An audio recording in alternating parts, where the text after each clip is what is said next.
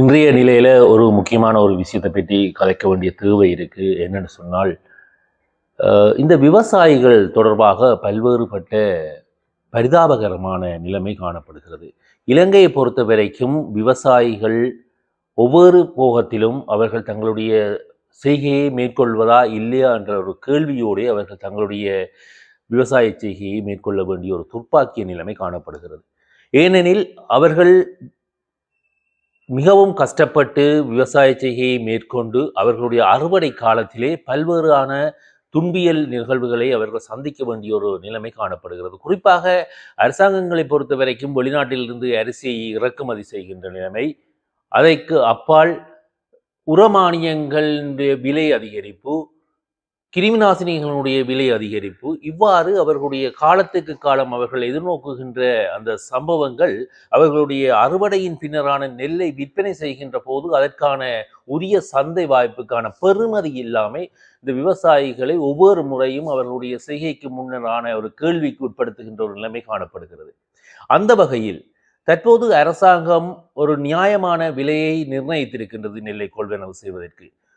குறிப்பாக கடந்த காலங்களிலே சிறுபோக செய்கையின் போது நெல்லை கொள்வனவு செய்வதற்கான அக்கறையினை அரசாங்கம் கொள்ளவில்லை. ஆனால் தற்போதைய அரசாங்கம் காலபோகத்துக்கு நெல்லை கொள்வனவு செய்தது போலவே சிறுபோகத்திற்கும் நெல்லை கொள்வனவு செய்வதற்கான ஏற்பாடுகளை மேற்கொண்டு சில மாவட்டங்களிலே நெல்லை கொள்வனவு செய்வதற்கு ஆரம்பித்திருக்கின்றார்கள். வவுனியா மாவட்டத்தை பொறுத்த வரைக்கும் இன்றிலிருந்து கொள்வனவு செய்வதற்கான அனைத்து ஏற்பாடுகளும் மேற்கொள்ளப்பட்டிருப்பதாக தெரிவிக்கப்படுகின்றது. அது ஒரு புறம் இருக்க, இந்த நெல்லை கொள்வனவு செய்கின்ற போது விவசாயிகள் எவ்வாறான பிரச்சனையை எதிர்நோக்குகின்றார்கள் என்பது தொடர்பாக சொல்ல வேண்டிய தேவை இருக்கின்றது. ஏனெனில் கடந்த முறை அவர்கள் பட்ட அனுபவம், அதில் குறிப்பாக நான் பட்ட அனுபவம் என்பவற்றையும் உங்களோடு பகிர்ந்து கொள்ள வேண்டிய தேவை இருக்கின்றது. ஏனெனில் இங்கே நெல் சந்தைப்படுத்தும் சபையைச் சேர்ந்த முகாமையாளர்கள் மிகவும் தங்களுக்கு விரும்பியவர்கள் அல்லது மறைமுகமாக நெல்லை இந்த விவசாயிகளிடம் இருந்து கொள்வனவு செய்கின்ற இடைத்தரகர்களுக்கு கொடுக்கின்ற முக்கியத்துவத்தின் காரணமாக உண்மையான விவசாயிகள் பாதிக்கப்படுகின்ற ஒரு நிலைமை காணப்படுகின்றது. இந்த விவசாயிகளிடம் இந்த நெல்லை கொள்வனவு செய்கின்ற இடைத்தரகர்கள் இந்த நெற்சந்தைப்படுத்தும் சபையினுடைய உத்தியோகத்தர்களோடு ஏற்படுத்துகின்ற தொடர்பின் காரணமாக தாங்கள் சேமித்து வைத்திருக்கின்ற நெல்லை தினமும் கொண்டு வந்து கொடுக்கின்றார்கள். இதன் காரணமாக விவசாயிகள் பல இடங்களில் இருந்து, அதாவது தூர இடங்களில் இருந்தும் கூட 2-3 நாட்கள் தங்கி இருந்து காத்திருந்து தங்களுடைய நெல்லை கொடுக்க வேண்டிய தேவை ஏற்படுகின்றது. ஒரு கடந்த முறை ஒரு சம்பவம், ஓமந்தை பகுதியில் இருந்து ஒரு ஒரு இடைத்தரகர் ஒருவர் ஒவ்வொரு நாளும் நெல்லை கொண்டு வந்து கொண்டிருந்த சம்பவத்தை நாங்கள் கண்ணூடாக கண்டிருக்கின்றோம். ஒவ்வொரு நாளும் கொண்டு வந்து கொண்டிருப்பார் உளவு இயந்திரத்தில். ஆனால் அவருக்கு முன்னுரிமைப்படுத்தப்பட்டு அவருக்கு கொண்டு வருகின்ற நெல்லை கொள்வனவு செய்வார்கள்.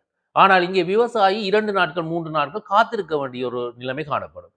ஆகவே இதற்கான ஒரு சரியான பொறிமுறை உருவாக்கப்பட வேண்டும். வெறுமனே நெல்லை கொள்வனவு செய்கின்றோம் என்று ஒரு சொல்லிக்கொண்டு இந்த விவசாயிகளை துன்பத்துக்கு மேல் துன்பப்படுத்துகின்ற ஒரு நிலைமை இல்லாமல், ஏனெனில் விவசாயிகளை பொறுத்த வரைக்கும் வாகனங்களை வாடகைக்கு அமர்த்தித்தான் நெல்லை கொண்டு வருகின்றார்கள்.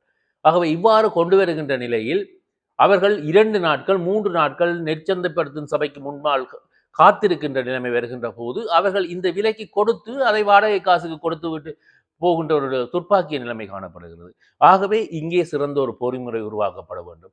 ஏனெனில் அரசாங்கத்தினால் மானியமான பசலை கொடுக்கப்படுகின்றது. அங்கே விவசாயிகளுடைய பதிவு இருக்கின்றது.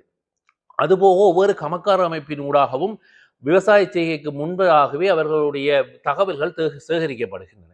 ஆகவே இங்கே ஒரு கட்டமைப்பு இருக்கின்றது. ஆகவே அந்த கட்டமைப்பின் ஊடாக நெல்லை கொள்வனவு செய்வதில் எந்த விதமான பிரச்சனையும் பெறப்போவதில்லை. ஆகவே இதனை சரியாக செய்யும் பட்சத்தில் விவசாயிகள், உண்மையான விவசாயிகள் தங்களுடைய நெல்லை இந்த நெற்சந்தைப்படுத்தும் சபைக்கு கொடுப்பதற்கான வாய்ப்புகள் இருக்கின்றது. விவசாயிகள் லாபம் அடைவதற்கான வாய்ப்புகள் இருக்கின்றன. ஆகவே இங்கே மீண்டும் மீண்டும் இடைத்தரகர்கள்தான் லாபம் அடைவதற்கான வாய்ப்புகளை இந்த அரசாங்கமும் ஏற்படுத்த போகின்றதா, அல்லது உண்மையான விவசாயிகள் ஏற்கனவே இருக்கின்ற அந்த விவசாயிகளுடைய தகவல்களின் அடிப்படையில் கமக்கார அமைப்புகளின் ஊடாக தகவல்களை சேகரித்து இந்த விவசாயியிடம் எத்தனை மூட்டை நெல்லை நெற்சந்தைப்படுத்தும் சபைக்கு கொடுப்பதற்கு தயாராக இருக்கின்றார், அவரிடம் எவ்வளவு கொடுப்பதற்கு இருக்கின்றார் என்ற ஒரு தகவலை நாங்கள் முதலே பெற்றால் அந்த விவசாயி கொண்டு போய் கொடுப்பதற்கான இலகுவான வழி இருக்கிறது. அதை விடுத்து எவரும் கொண்டு வரலாம் என்கின்ற ஒரு நிலைமையை ஏற்படுத்துகின்ற போது இடைத்தரகர்கள்தான் அங்கே அதிகளவாக சேமித்து வைத்திருக்கின்ற நெல்லை கொடுக்கின்ற ஒரு துர்ப்பாக்கிய நிலைமை இருக்கின்றது. ஆகவே இது விவசாய திணைக்களத்தின் ஊடாகவும் நெற்சந்தைப்படுத்தல் சபையின் ஊடாகவும் மாவட்ட செயலகமும் இணைந்து ஒரு பொறிமுறையை உருவாக்குவார்களே ஆனால் உண்மையான விவசாயி நியாயமான விலைக்கு நெல்லை கொடுத்து லாபத்தை பெற்று ஒரு உயர்வான நிலைக்கு விவசாயியும் செல்வதற்கான வழிவகைகளை ஏற்படுத்தலாம். வெறுமனே நாங்கள் விலையை நிர்ணயித்து விட்டோம், இந்த விலைக்கு கொடுங்கள் என்று சொல்வதன் ஊடாக உண்மையில் லாபம் அடையப் போவது இடைத்தரகர்களை அன்றி விவசாயிகள் அல்ல என்பதை மீண்டும் நினைவில் வைத்துக் கொள்ளுங்கள். விவசாயிகள் முன்னேற வேண்டுமாக இருந்தால் அதற்கான பொறிமுறையை நீங்கள் சரியாக செய்யுங்கள். நெற்சந்தைப்படுத்தல் சபைக்கு கொடுக்கப்படுகின்ற நெல்லில் விவசாயி லாபம் அடைவான். அவன் மீண்டும் விவசாயம் செய்வதற்கு எந்த விதமான கேள்விக்குறியோடும் வயலினத்தில் இறங்க மாட்டான் என்பதையும் உங்களுக்கு தெரிவித்துக் கொள்ள விரும்புகின்றேன். நன்றி, வணக்கம்.